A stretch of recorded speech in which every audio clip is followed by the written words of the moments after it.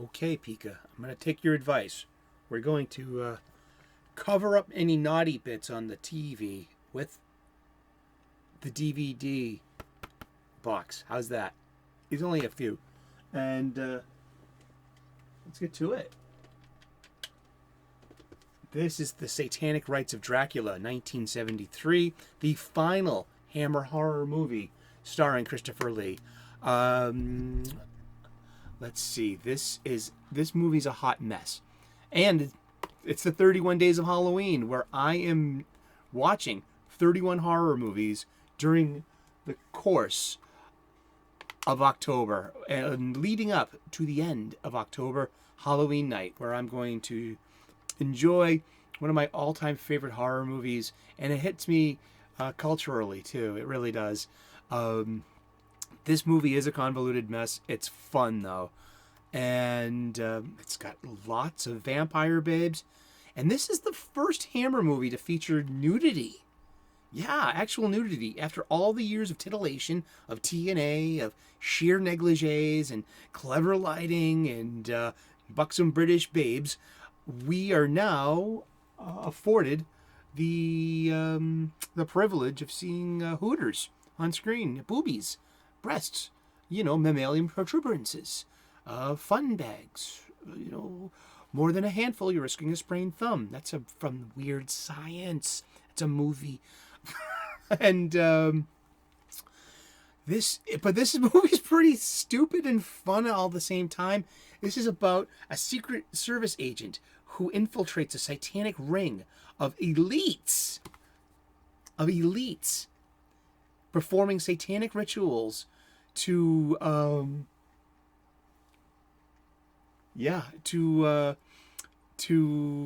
initiate their own silence and secret society, and where they perform what could be fake sacrifices with young, willing females. And what's actually going on is it's bringing back Dracula once again. Actually, Dracula's been back for some reason, and now he's a real estate tycoon. And there it is. Oh, there it is. There were the boobs, and there's Van Helsing and his police friends, the inspectors, and they've come to him for advices once again.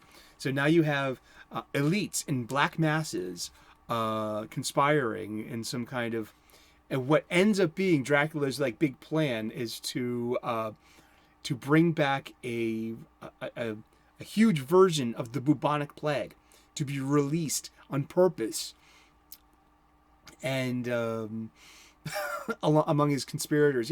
And we also have, that's the scientist who makes the bubonic plague. That's actually the same guy who plays Thufir Hawat in 1984's David Lynch's Dune. I love this, these British actors. Yes, and once again we have ingenues and victimization, and look, there's the seductive power of the vampire, and then the penetration and the orgasmic, the pain, the pleasure, the revulsion, the embellishment. Vampires are very sexual. They always have been, and it's part and parcel with the themes that they include. Let's see. There's Peter Cushing. There's Christopher Lee, and Joanna Lumley plays Jessica Van Helsing in this, and she's about 25 or 26 at the time, and she was a Bond girl. Where's my cursor? Can't find my cursor. Joanna Lumley. Joanna Lumley is an actress. Yeah, we know that. But she was also a supermodel too, and she played in a lot of different 70s British shows. Let's see, filmography. Here we go. She was on Her Majesty's Secret Service in 1969. She was the English girl. Yeah, and then she was in the Pink Panther movies, and she had a pretty good career. But this was like early enough in her career, and she's still like the British ingenue and a very beautiful lady. And she's the Mina of oops, sorry, dropped my case. She's Mina. She is the heroine. She's going to survive this, to be balanced with there are several vampire ladies.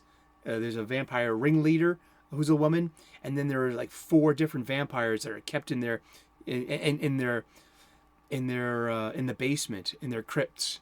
And they kind of take the role and resemble a bit to the 3 Brides of Dracula, going all the way back to the beginning, the Bram Stoker stuff.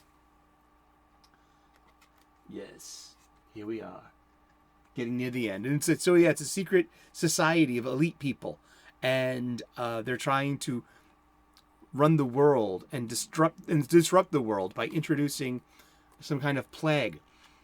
And this has nothing to do with anything contemporary, I assure you. There's nothing going on. I know nothing myself. Yeah, and this is great. Van Helsing is smithing a silver bullet. He's smelting, he's melting some silver, and he's casting a bullet. And he's got this little, little gun. He's never used a gun before, like against the vampire. Even the vampire would be like, "Oh, your bullets mean nothing to me, Van Helsing." My Christopher Lee voice. But yeah, this is great. This is their confrontation. And so you're D.D. Dunham, the real estate tycoon. Maybe not. It's a silly movie, it really is. But this is the final appearance of Christopher Lee as Dracula in these Hammer movies. So this is the last of them. And it's not a bad movie. It's just, it's very British. And it's old. But once again, I love the trappings of this movie. Yeah, I love the production qualities. I love the fashion. I love, vampire brides. Look at that. Oh, and running water. Running water will kill a vampire. Yeah, that's one of the vampire tropes. How do we kill a vampire? Well, we cut off its head. We stake it, a wooden stake, wood through the heart. Holy water, sunlight, and running water. Yeah, something about running water. Maybe it's got something to do with mosquitoes. Only mosquitoes, breed in stagnant water. This is true. Much to ponder, but yes, we've come to the end. He's going to eat Jessica Van Helsing, revenge in front of Van Helsing for all the lineage and all the umbrage he's taken from your family over the years. Darn you, Van Helsing! I'll get you. But no, they all save the day. The plague goes up in flames. The world is saved. And Van Helsing takes with him the signet ring of Count Dracula as a souvenir. And maybe he has to keep safe away from evildoers who wish to reconstitute the Count on a later date. This is great. Okay, here's another conceit, too. A vampire is allergic to hawthorn. This is a hawthorn bush that Van Helsing traps Dracula in. Hawthorn was the crown of thorns of Jesus Christ on his crucifixion. And that's why vampires are allergic to it. These vampire stories are steeped in Christianity, really, and how Christianity and science will defeat the mystic magic darkness of these ancient creatures in their ancient ways. Interesting. And I wonder, Richard Matheson said it in his I Am Legend. Would a Mohammedan, a Muslim, be able to ward off?